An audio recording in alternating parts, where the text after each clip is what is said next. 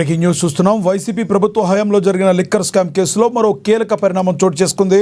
నిందితులకు Vijayawada ACB court June 3 వరకు remand పొడిగిస్తూ ఉత్తర్వులు జారీ చేసింది. గతంలో విధించిన రిమాండ్ గడువు ఇవాళతో ముగియడంతో నిందితులను సిట్ అధికారులు కోర్టులో హాజరుపరిచారు. ఈ మేరకు విచారణ చేపట్టిన న్యాయస్థానం వారి రిమాండ్ను పొడిగించింది.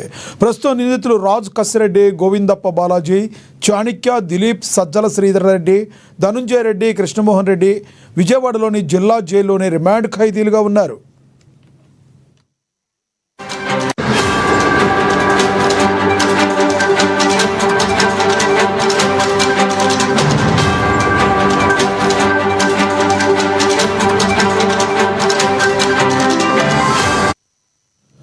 వైసీపీ ప్రభుత్వ హయాంలో జరిగిన లిక్కర్ స్కామ్ కేసులో మరో కీలక పరిణామం చోటు చేసుకుంది. నిందితులకు విజయవాడ ఏసీబీ కోర్టు జూన్ 3 వరకు రిమాండ్ పొడిగిస్తూ ఉత్తర్వులు జారీ చేసింది. గతంలో విధించిన రిమాండ్ గడువు ఇవాళతో ముగియడంతో నిందితులను సిట్ అధికారులు కోర్టులో హాజరుపరిచారు. ఈ మేరకు విచారణ చేపట్టిన న్యాయస్థానం వారి రిమాండ్ను పొడిగించింది. ప్రస్తుతం నిందితులు రాజ్ కసిరెడ్డి, గోవిందప్ప బాలాజీ, చాణిక్య, దిలీప్, సజ్జల శ్రీధర్ రెడ్డి, ధనుంజయ రెడ్డి, కృష్ణమోహన్ రెడ్డి విజయవాడలోని జిల్లా జైల్లోనే రిమాండ్ ఖైదీలుగా ఉన్నారు.